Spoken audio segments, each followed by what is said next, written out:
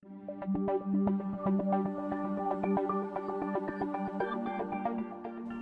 Fairfield County, something new comes across my desk every day.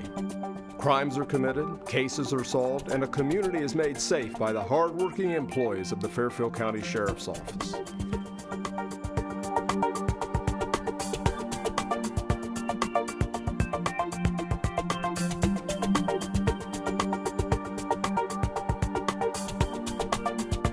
Welcome to This Week with Sheriff Dave Phelan, a weekly program here on LSN Television. We're also carried by a number of radio affiliates here in Lancaster. Do appreciate you, the viewers and listeners that join us each and every week. The program is actually taped at Fairfield Christian Academy with the students here. We appreciate their behind-the-scenes efforts.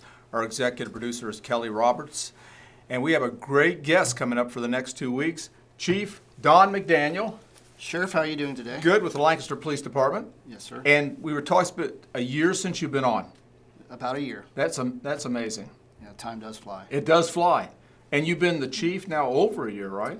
About 18 months. Wow. So how's that going? Going well. Things are going well. Yeah.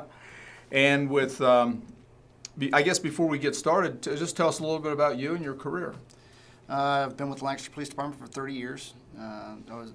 Before being appointed chief, I was a deputy chief for actually 12 years.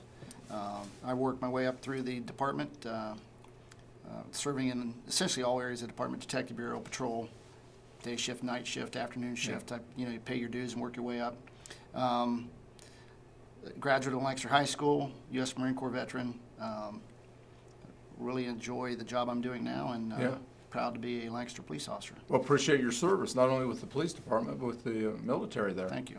Lots of Veterans Day behind us a little bit. That was a special day. Always is in Lancaster. Very nice day. Yeah.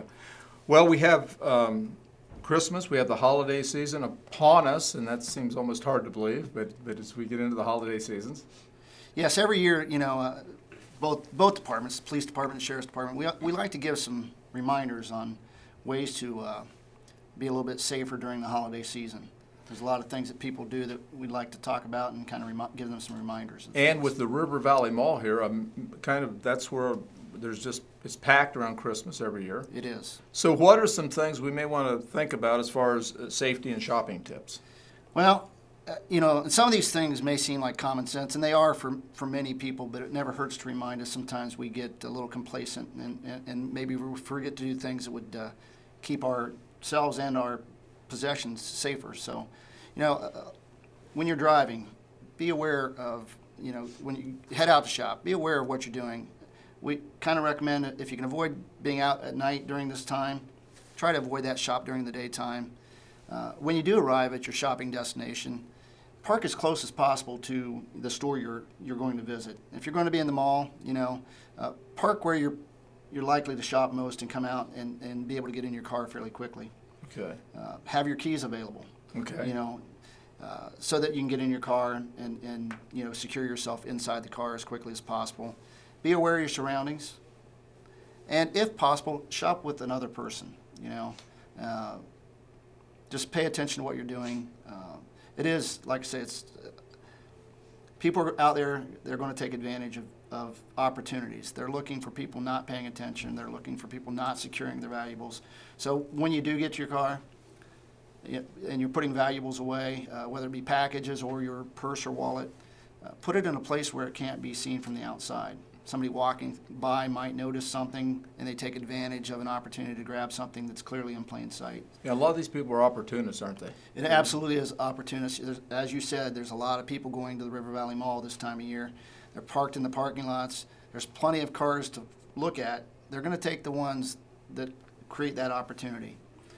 And before airtime, we were just mentioning, it's been a number of years ago now that Loretta and I were going over to the mall. We were actually going to go over and walk, and we noticed a group of ladies. I believe there was 3 of them. They had the trunk open to their car, and they had shopping bags, but they were emptying the shopping bags into the trunk of the car and then going back into the store. And I ended up calling the Lancaster Police Department, and we waited until they came back out with another big bags full, and they were like professional shoplifters. Yes, and you will see that this time of year. They often work in groups, as you described, and they'll often distract store employees, and then again, the opportunity is there. They grab what they can and they exit the store, and they often load it into the car as you described. What should someone do if they're out shopping, Chief, and they see some people in the store, maybe they see someone shoplifting? What do they need to do? Well, I mean, almost all the stores are going to have security on site. They all have employees. Notify a store employee of what they're seeing. Okay. And or mall security, Right. if you're in the mall. Any other store, an employee would notify an employee, and they can call us if necessary, or they can watch and see what's going on. Yeah, and the other thing, when people go, are shopping, to put those items in the trunk. Yeah, secure the items, again, out of sight, Yeah. less opportunity. They're not likely to break into a trunk. Right. They break a car window because they see a package or a purse on the seat. Right. So it is all about opportunity. We want to remind people, let's limit that opportunity. Let's limit that visibility. What about the people that are they have their purses? Sometimes I've seen people they're trying on a sweater, but they'll set their purse on another Absolutely, counter. and we've seen a lot of that in Lancaster. Again, it's all about paying attention to what you're doing. We would recommend, if at all possible, don't carry a purse or wallet. Okay. If you can put your cash in your front pocket, if you need cash. If not, use a check or a credit card, but also keep that in your front pocket with your ID. If you do feel you need a purse, by all means, feel free to carry that. But keep in mind, there are people that will grab them from shopping carts. They'll grab them if you set them down to try on a jacket, and you turn back and it's gone. So, you see a lot of ladies carrying purses, and they'll put it over their head, and so it's secured across their chest, and someone's going to grab that. It's going to be less likely to be taken. If I've got it loosely in my hand, someone may try to grab it from your hand and take off running. So just be aware of those types of things. They are happening out there. Now, is there some things that people need to do as far as protection of their credit cards and those kind of things? Yes. Again, I would recommend only taking the credit cards and or cash or other items that you may need. But if you do have your credit card taken in some way, or your purse taken and it's got everything in it, you need to notify us, file a report, call your credit card companies, cancel the credit cards, whether it be a debit card or a credit card. But secure your all your valuables like that, your IDs and especially your Social Security number and those types of things. Make sure that they're not readily available. And obviously, if they're in your purse, they're pretty available to anybody who might want them. Yeah, and I think the point you made earlier really is important, that the fact when people are in groups, even if it's at night, they're far safer. Correct. Like if there's one person or maybe an elderly lady or something, she's walking out into the mall and she's by herself, she can become a target. But if she's with 5 or 6 other senior citizens, the chances are probably remote that she's going to be a victim. Right. It's all about that opportunity. And if I'm out there looking to take property from someone or in some ways harm a person, I'm less likely to approach that group. I'm looking for that person who's not paying attention. Maybe, and this is another a reminder. If you're out there texting and walking through the parking lot and not paying attention, that's right. You're creating an opportunity for someone to take advantage of you. Save the texting until you're in a place where you can do it safely. Pay attention to what you're doing. What should let's say that someone's leaving the mall, it's the evening, and they see someone out in the parking lot that kind of looks suspicious. What's some things that they may want to do? Well, I would wait, see what happens, maybe go back inside, shop a few more minutes, let that person leave the area, or go back in and walk out with someone else. Right. Just be cautious. Right. Trust your instincts, right? Absolutely. Okay, let's change course a little bit. Christmas safety tips as far as home, because UPS, they're leaving FedEx, they're leaving packages on porches. People know that there's valuables at home during Christmas and those kind of things. Yes, we're seeing a lot of package thefts from porches, not necessarily in Lancaster, but throughout the United States. There are people that will follow the delivery trucks, watch the delivery take place, and then grab the package. There's several things you can do to avoid that. Have your package delivered at your place of work as long as your workplace permits that.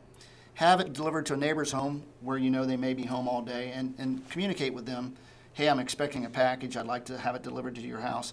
Or if it needs to be delivered to your house for whatever reason, make your friends and neighbors aware of it. Hey, I'm expecting a package. Keep an eye out for me. If it comes, maybe you could secure it at your home until I get back.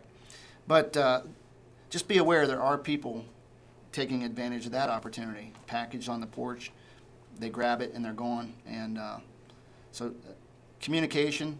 Another thing that comes to mind, if I'm sending a package to a friend or family member, let them know that it's coming.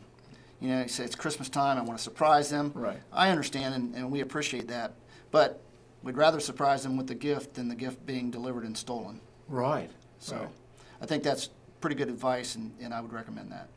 So as we get into the Christmas season, a lot of times people they're gone. They're taking trips. They're going to be at other family members. Is there some things they need to do if they're going to be away for a week or two around Christmas time? Yes, and I come back to number one: let your neighbors know that you're leaving. Let your family members know that you're leaving. Avoid putting these things on social media. What I mean by that is we know that there are people watching social media, and if you're going to advertise on that, say Facebook or wherever on social media that you're going to be going on a vacation for 2 weeks, now everybody knows you're going for 2 weeks. Right. So maybe we share our vacation photos when we return, where we're back at home. But with that said, we can put our lights on a timer. Activate your alarm system. You'd be surprised how many people go on vacation and either forget to activate their alarm system or just choose not to. Do those things. It's helpful. But again, it's all about letting people know that you're going to be going, that you trust, that can watch out for you. And in Lancaster, and I know Fairfield County offers the same program, if you're going to be going for a while, we do what we call a vacation check, a house check. Right. We'll come by. We can't be there all the time, but we can check to see if anybody's bothered your home in any way. And so letting us know is a good thing too. Right, all good stuff. Just about a minute and a half. I'd like to have you probably back next week and talk about some things that's going on with the police department, and as far as maybe even crime or some initiatives. I know you have some like saturation patrols you're Yes. working on. I know we continue across the county and Lancaster to see drugs and those kind of things. And I know you've got a lot of good things. You've got a drug drop-off box. We do. You've done a lot of initiatives and certainly working in conjunction with the Major Crimes Unit and doing a lot of good stuff. Yes, sir. So we'll get you back here next week? Absolutely. Okay. Chief Don McDaniel, Thank you, Sheriff. Chief of the Lancaster Police Department, doing a terrific job in the Lancaster Police Department. We just have such a good relationship between the Sheriff's Office and the local police department, working together, doing a lot of initiatives, and it certainly does make a difference when you have those kind of relations.